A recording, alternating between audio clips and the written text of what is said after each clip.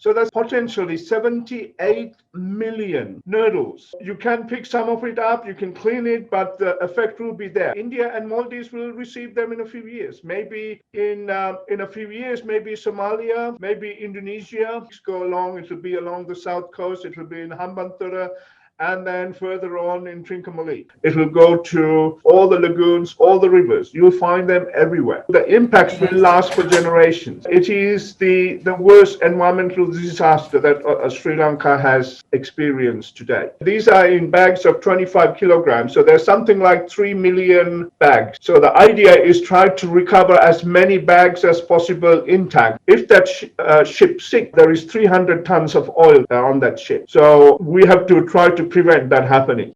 The former international vice president of the Chartered Institute of Logistics and Transport, Rohana Vikrama, expressed the following views during the Newsline program aired on our channel last evening. Obviously, there's a lack of expertise in handling this.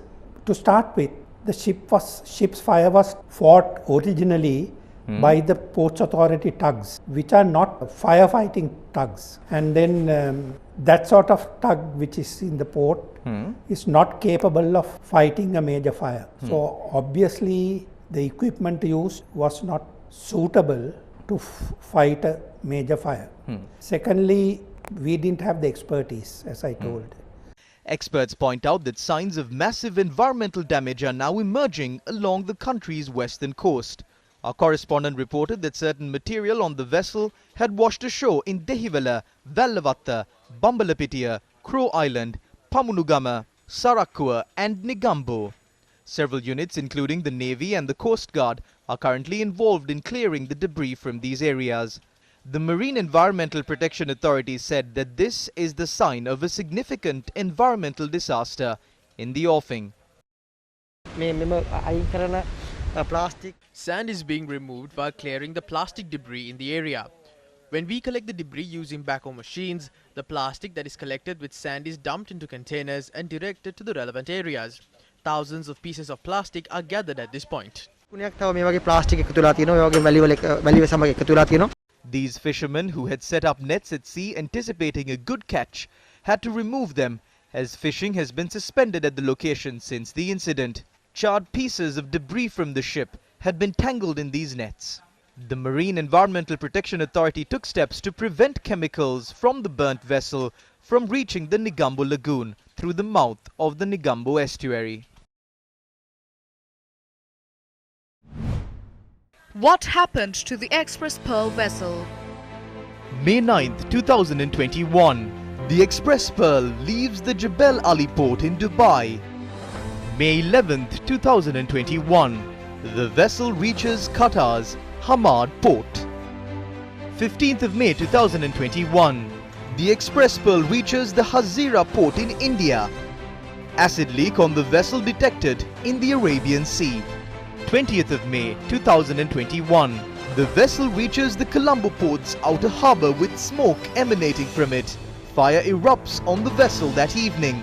21st of May 2021, Minister in charge visits the Colombo port's pilot station to inquire into the progress of dousing the fire.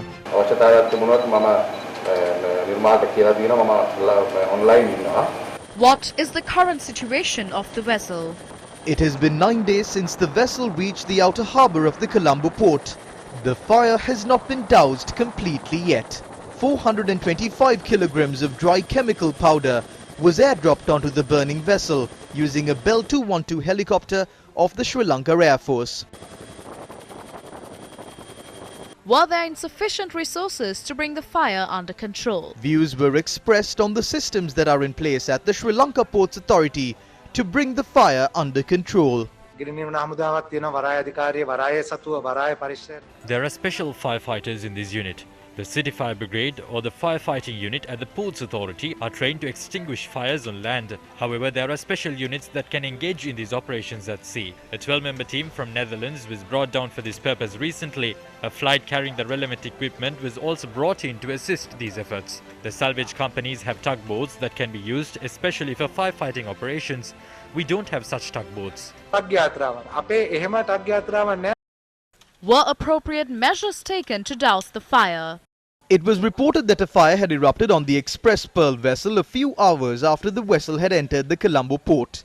Efforts undertaken by the Sri Lanka Ports Authority to douse the fire using water had proven to be futile. Professor Pradeep Jayawardena, attached to the Department of Chemistry at the University of Sri Jayawardhanapura, said that the usage of water is not the appropriate method of dousing the fire. When chemicals are burning, water cannot be used to douse the flames. The correct method would be the usage of carbon dioxide or powder. Decisions in this regard have to be made by taking several factors into account, including the part of the vessel in which the fire had erupted. We need to be very cautious when seawater mixed with nitric acid flows into the sea. Did the vessel arrive at the Colombo port's outer harbour without obtaining permission? ඉන්දියාවේදී මේ leak යම් ද්‍රව්‍යයක් එළියට යනවා කියලා කිව්වට පස්සේ When a leak had been reported to the Indian authorities, they had said that they don't have the required facilities to look into that matter. They didn't inform our port about this, but they didn't come into the port. They were in the outer harbour. When they had anchored in the outer harbour, we received information stating that a fire had erupted. As an Asian hub, we are an entity that engages in commercial activities. Therefore, once we were informed about such an incident, we took immediate steps to bring the fire under control. It took 3 days. Unfortunately, the fire had occurred due to the change in the weather and also due to strong waves. When any vessel is entering our port, our harbour master and the Sri Lanka Ports Authority officials examine whether those vessels can enter our port. They inform us at the outer harbour. They had not informed the Ports Authority even when they had left the Indian port. ඒ අනිත් ඉන්දියාවේ වරායෙන්වත් පිටත් වෙනකොට අපිට කිසිම දැනුම් දීමක් කළා නැහැ අපේ වරාය අධිකාරී. Were Sri Lanka Ports Authority officials informed about the leak or not? Andrew Leahy, the director of MTI Network, which represents the operators of the vessel, expressed the following views to News First. We've just been speaking to the Sri Lankan Navy and we're just waiting for a report back from the salvors. Look, we haven't gone through all of the paperwork in the lead up to the incident. Our focus is very much on the incident itself and really making sure that the fire's put out and then making sure that the vessel is stable and safe. There will be an investigation once the fire is put out, and I'm sure that all of the permissions and protocols and notifications will come to light then. Issuing a statement, the MTI network said that the hull of the vessel remains structurally intact despite the fire. Who will bear responsibility for this incident? අපි මේ වනකොටත් ඒ රක්ෂණ සමාගමට We are taking relevant steps concerning the insurance company, the damage caused to our coast and the marine environmental destruction. We will take steps to obtain the required compensation over this matter. ක්‍රියාත්මක කරනවා හැම වන්දියක්ම ලබා ගන්න අවශ්‍ය කටයුතු සූදානම් කරනවා. When a vessel transporting oil is involved in an accident of this magnitude in the United States, they usually claim compensation up to around $5 to $6 billion. We too can claim such compensations, but when incidents like that happens in our country, politicians tend to enter into agreements with the owners of the ship. Through these underhand agreements, our government will agree to obtain only around $400 to $500 million as compensation after following the legal procedure. They will pocket $1 to $2 billion as well. This is the political culture we have in this country. Our politicians do not think collectively as a nation. Therefore, we are facing a risk of losing these compensations.